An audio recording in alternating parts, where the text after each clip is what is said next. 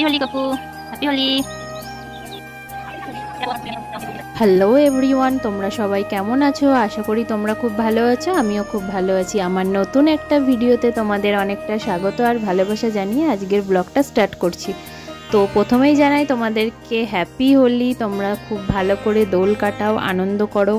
তো আজকের দিনটা তোমাদের খুবই ভালো কাটুক। তো চলো তোমাদের সাথে শেয়ার করব কোথায় যাচ্ছি, কি করছি। তো তোমরা পুরো ভিডিওটা কন্টিনিউ দেখতে থাকো। আর যারা আমার চ্যানেলে নতুন আছে অবশ্যই আমার চ্যানেলটাকে সাবস্ক্রাইব করে দিও ভালো ভালো ব্লগ দেখার জন্য। জানো তো আগের বছর আমি দোল খেলতে পারিনি, কারণ বাড়িতে একজন মারা গেছিলেন দোলের আগের দিনই।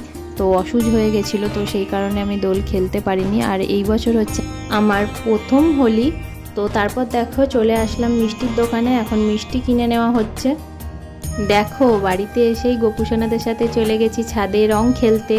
তো দেখো আমার গোপুরা কতটা আনন্দ পাচ্ছে, ওদের মুখটা দেখো শুধু, এতটা কিউট লাগছে, এত হাসছে। আমার তো খুবই ভালো লাগছে। কেমন লাগছে অবশ্যই কমেন্ট করে জানিও। যেহেতু অনেক দিন পরই গোপুরা আমাদের বাড়িতে এসেছে, ও খুবই আনন্দ পাচ্ছে, কারণ আমার তো 1 বছর ধরে বিয়ে হয়ে গেছে আর ও আমার সাথেই এখন থাকে সেহেতু। এই দেখো আমার গপুদের, আমি এখন রং খেলছি গোপুদের সাথে, সবার সাথে খেলেছি, গোপুদের সাথেও খেলছি। তোমরা কারা কারা রং খেলেছো? রং নয় আবির। তোমাদের তো হ্যাপি হোলি। তারপর দেখো বাড়ির বড়দের সাথে দোল খেলে নেবো। এটা হচ্ছে আমার ঠাম্মা। সেই ছোটোবেলা থেকেই ঠাম্মার সাথে অনেক স্মৃতি জড়িয়ে আছে, সবারই সেটা থাকে। আর ঠাম্মা হচ্ছে আমার একটা খুবই প্রিয় মানুষ, কারণ ঠাম্মার জন্যই সব কিছু, ঠাম্মার জন্যই এতটা বড় হতে পেরেছি। তো আমার ঠাম্মার সাথে আমার সেহেতু অনেকটাই স্মৃতি আছে। তারপর চলো তোমাদের দাদাভাইয়ের সাথে দোল খেলে নেবো। আর এটা হচ্ছে আমার ওর সাথে ফার্স্ট দোল খেলা। তো বিয়ের আগে বলতে গেলে কোনো দিনই সেরকমভাবে দোল খেলা ওর সাথে হয়নি। মনে হয় ছোটোবেলার দিকে একবার হয়েছিল, মানে তখন স্কুলে পড়তাম মনে হয়, আমার মনে নেই ঠিক, তবে ওই একবারই খেলেছিলাম। আর এই হচ্ছে বিয়ের পরে ফার্স্ট খেলছি।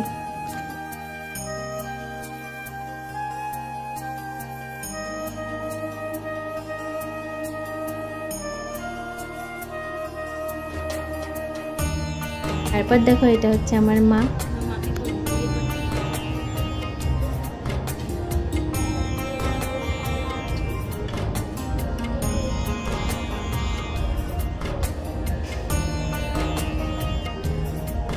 তারপর দেখো আমার পাশের বাড়ি আমার দুটো ছোট ছোট বোন আছে, ওদের সাথেই আমি একটুখানি আনন্দ করছিলাম।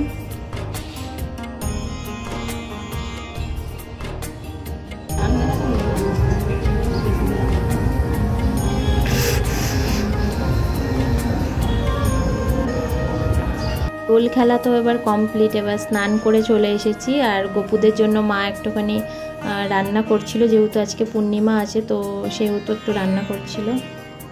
দেখো আজকে দোল পূর্ণিমা বলে গপু এসেছে, মা গপুদের জন্য পায়েস বানাচ্ছে।